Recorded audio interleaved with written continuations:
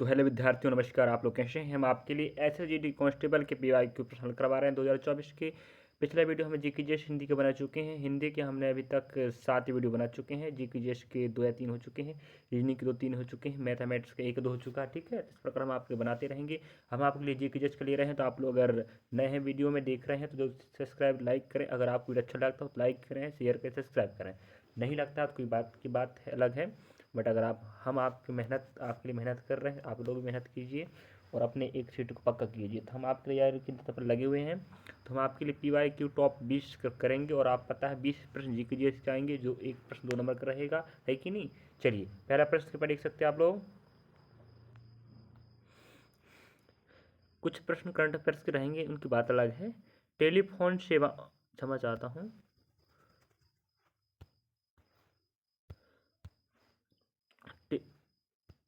Telephone सेवाओं, stock ब्रोकरों, स्वास्थ्य क्लबों, ब्यूटी पार्लरों, ड्राई क्लीनिंग सेवाओं आदि जैसी सेवाओं पर लगने वाला कर, सेवा कर खालिस्तान में पेश किया गया था। वो क्या है? 1994 और 95 बीच में।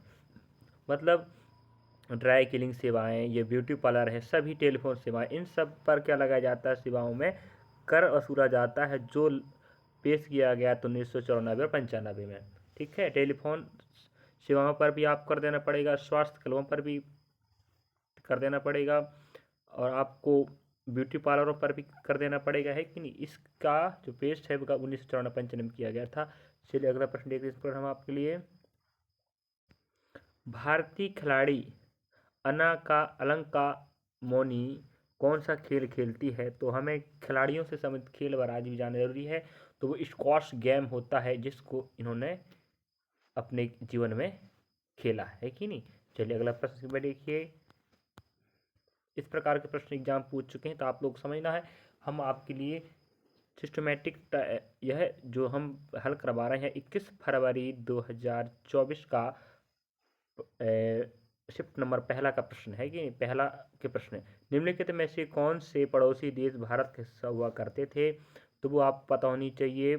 भारत के हिस्सा की पड़ोसी की बात नहीं कर रहा, ध्यान रखें, पड़ोसी नहीं ढूंढेंगे। हाँ, पाकिस्तान और बांग्लादेश। पाकिस्तान 1947 में बना है भारत से अलग होके, और पाकिस्तान ही शामिल था बांग्लादेश में 47 के बाद की बात कर। 47 के पहले तो पाकिस्तान, भारत और बांग्लादेश एक थी। 47 के बाद पाकिस्तान अलग हो गया, तो पाकिस्तान में बांग्लादेश शामिल था, और बांग्लादेश पाकिस्तान से 1971 में अलग हुआ। याद रखेंगे इस बात का। भारत से पाकिस्तान बना 1947 में, पाकिस्तान से बांग्लादेश 1971 में, है कि नहीं। ये आपके पड़ोसी देश हैं। ठीक है, नेपाल, चीन, श्रीलंका, मालदीव, इंडोनेशिया, भूटान आपके पड़ोसी देश हैं। हमें पड़ोसी देश नहीं पूछ रहा है, वो ऐसे देशों के नाम बताइए जो भारत के हिस्सा हुआ करते थे कभी, उनकी बात कर रहा है कि नहीं। चलिए अगला प्रश्न देख सकते हैं आप। दलीप, यहाँ दलीप गलत हो, दिलीप ट्रॉफी है। ठीक है, जो दिलीप ट्रॉफी है, इसका संबंध किससे है? क्रिकेट से है। ठीक है, और आपको याद होनी चाहिए, हमें समझ में आया। ट्रॉफी या कप भी आपको पढ़ाना है, याद रखें। ठीक है, ट्रॉफी या कप भी आपको पढ़ाना है। चलिए अगला प्रश्न देखते हैं। जैसे दिलीप ट्रॉफी आप सुने होंगे, दिलीप ट्रॉफी, और आप क्या देखे हैं? रणजी ट्रॉफी तो सुने ही होंगे आप, है कि नहीं। चलिए, भारतीय संविधान का निम्नलिखित में से कौन सा अनुच्छेद वित्त आयोग, तो वित्त आयोग की जानकारी 280 आर्टिकल हमें जानकारी देता है। ठीक है विद्यार्थियों। चलिए अगला प्रश्न देखते हैं इस पर हम आपके लिए अब।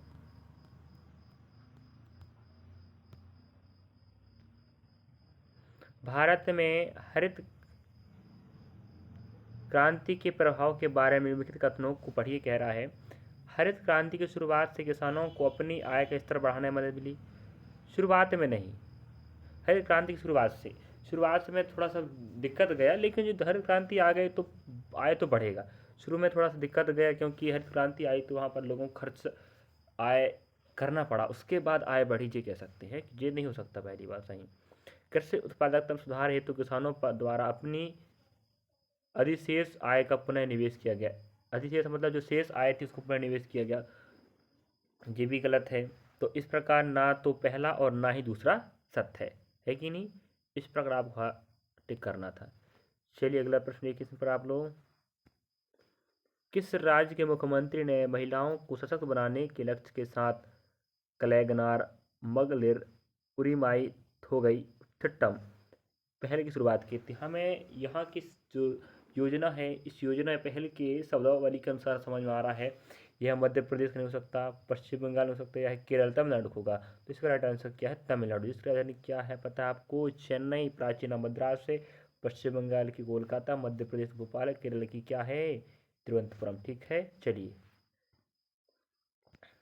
हर्षवर्धन का राजवंश कितने विशिष्ट प्रकार के प्रदेशों में विभाजित था? तो वो आपका रहेगा 2 भागों में। जब हर्षवर्धन जो राज कर रहे थे और इन्हीं के शासनकाल में दरबारी कवि हुआ करता था कौन? बाणभट्ट। ध्यान रखेंगे। हाँ, हर्षवर्धन के दरबारी कवि कौन थे? बाणभट्ट थे। इन्होंने हर्षचरित लिखा है। किसकी पुस्तक है? बाणभट्ट की पुस्तक का नाम हर्षचरित है, जो हर्षवर्धन के दरबारी कवि हुआ करते थे। हर्षवर्धन जो राजपाट करते थे तो 2 भागों में बांट कर करते थे। ठीक है, चलिए। महाराष्ट्र सरकार, महाराष्ट्र की राजधानी आप पता है मुंबई और नागपुर है। महाराष्ट्र सरकार द्वारा शुरू किए गए उद्योग रत्न 2023, तो महाराष्ट्र सरकार के द्वारा उद्योग रत्न चालू किया गया है। तो 2023 का पुरस्कार हमारे स्वर्गीय भारत के प्रमुख उद्योगपति रतन टाटा जी को दिया गया था। चलिए, यहाँ पर जो भी व्यक्तियों के नाम लिखे सभी की सब क्या हैं? आपके उद्योगपति हैं। चलिए, 9 अगस्त 2023 तक प्रधानमंत्री जन धन योजना, तो आप सुने होंगे जन धन योजना के तहत खाते खोले जा रहे थे। तो मध्य प्रदेश ने सबसे पहले 100% ध्यान रखना पूरा खाता खोल चुके थे। प्रधानमंत्री जन धन योजना के तहत खाता खुलवाया गया था। मध्य प्रदेश में 100% परिवारों खाता खोल चुका है। याद रखना विद्यार्थियों इस बात को। मध्य प्रदेश के प्रश्न के लिए महत्वपूर्ण है और भारत के प्रश्न के लिए महत्वपूर्ण है। किस खेल में प्रतिभागियों को प्यूजिलिस्ट कहा जाता है? तो वो मुक्केबाजी है। तो आप याद रखें, हमें खिलाड़ियों से संबंधित खेल व राज्य व उनकी जो खेलों से संबंधित ट्रॉफियाँ हैं कब भी पढ़ना है, और खेल से संबंधित शब्दावली पढ़ना है कि नहीं? समझे आप लोग? हमें ध्यान रखना है टॉपिक को या प्रश्न को समझ के, हमें सेट बाय अलग अलग सिस्टम समझना है किस टॉपिक से प्रश्न आ रहे हैं। सापेक्षता के सिद्धांत के साथ खालिस्तान ने भौतिक के परिदृश्य को बदल दिया। इस सिद्धांत ने क्वांटम आंतरिकी सिद्धांत को डिजाइन करने में प्रमुख योगदान दिया। तो उनका नाम क्या है? Albert Einstein. याद रखेंगे। जिन्होंने किसकी खोज की है आप पता? बल्ब की खोज करता कौन है? Albert Einstein. और आइजैक न्यूटन को तो आप जानते ही होंगे। सेब वाली कहानी आप समझ गए होंगे। जैसे पेड़ सेब गिरा तो उन्होंने समझा, दिमाग लगाया कि पेड़ से सेब नीचे आया तो क्यों आया। ठीक है, तो आप न्यूटन के 3 नियम तो सुने होंगे, इन्हीं की देन है। और बल्ब की खोज करता कौन की? Albert Einstein. और क्वांटम सिद्धांत भी कौन दिए हैं? Albert Einstein. और गैलीलियो तो आप जानते हैं, इन्हीं की खोज कर से आप जो दूरदर्शी है ना आप, है कि नहीं? दूरदर्शी, सूक्ष्मदर्शी, दूरदर्शी जो जिससे आप देखते हैं आसमान में, उन्हें या उसकी खोज गैलीलियो ने किया था। ठीक है, चलिए अगला देखते प्रश्न क्रमांक 13। लावड़ी नृत्य शैली का संबंध किस राज्य से है? तो लावड़ी ललिता तमाशा महाराष्ट्र के प्रमुख नृत्य हैं और बहुत महत्वपूर्ण है। कभी लावड़ी, कभी ललिता, कभी तमाशा पूछ ही लेता है महाराष्ट्र के बारे में। ठीक है, चलिए अगला प्रश्न देखिए 14 क्रमांक। भारतीय संविधान के निम्नलिखित में से किस अनुच्छेद में है उल्लिखित किया गया है कि अपराध के लिए अभिव्यक्ति किसी व्यक्ति को स्वयं अपने विरुद्ध साक्षी होने के लिए बाध्य नहीं किया जाएगा? इसका हमें आर्टिकल 20 में जानकारी मिलता है। ठीक है, ध्यान रखें। चलिए प्रश्न क्रमांक 15 की बात करें। सरोजिनी नायडू ने वर्ष 1925 में भारतीय राष्ट्रीय कांग्रेस के अध्यक्ष रूप में कार्यभार संभाला था और भारत की पहली महिला कांग्रेस अध्यक्ष एनी बेसेंट, महिला की बात करें, हाँ, प्रथम महिला कांग्रेस अध्यक्ष कौन थी? Annie Besant. और भारत प्रथम भारतीय की बात करें तो सरोजिनी नायडू, जो 1925 से बनी। ठीक है, और यह नायडू जी हमारे भारत देश की पहली महिला राज्यपाल है।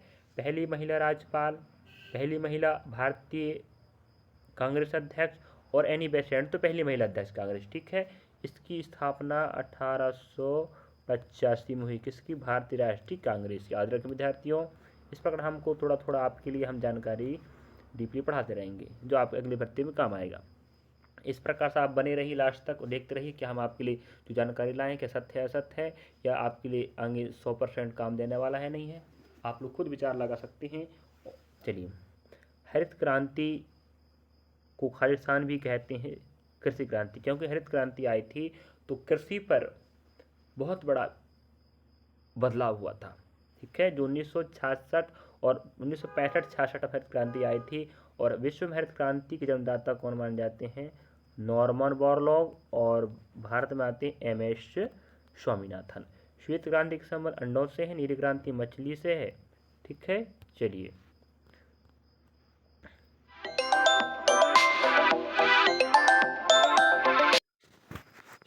अगला प्रश्न की बात करें। यहाँ पर आप देख सकते हो 2011 की गणना के अनुसार निम्नलिखित में किस राज्य में महिला साक्षरता सबसे कम है? तो आपका रहेगा राजस्थान। ठीक है, और सबसे अधिक साक्षरता की बात करें तो केरल रहता है, सभी पुरुष महिला मिला के। और सबसे कम रहता है बिहार का। याद रखेंगे, सबसे अधिक साक्षरता केरल का, सबसे कम बिहार का। और रही बात महिला साक्षरता सबसे कम कहाँ का है? राजस्थान का है कि नहीं। चलिए अगला प्रश्न की बात करें, हम यहाँ पर देख सकते हैं उस्ताद बिस्मिल्लाह खान किस प्रसिद्ध प्रतिपादक, मतलब प्रतिवादक करना था तो वो शहनाई वादक। इन्हें भारत रत्न भी मिल चुका है उस्ताद बिस्मिल्लाह खान को, जो प्रसिद्ध शहनाई वादक, जो आप देखते हैं शादियों में जो शहनाई बजती है उसके प्रसिद्ध वादक हैं। अगला प्रश्न इसमें पर देखिए आप लोग, निम्नलिखित में से कौन सा भारत में नृत्य के लिए दिया जाने वाला सर्वोच्च पुरस्कार है? तो वो है, नृत्य के क्षेत्र की बात कर रहा है तो वो संगीत नाटक अकादमी है। और साहित्य की बात करें, साहित्य नाटक अकादमी पुरस्कार होता है। और खेल की बात करें तो मेजर ध्यानचंद खेल रत्न पुरस्कार होता है। और भारत की बात करें तो भारत रत्न होता है सबसे बड़ा पुरस्कार। ठीक है, हर क्षेत्र में अपना अपना पुरस्कार बड़ा होता है।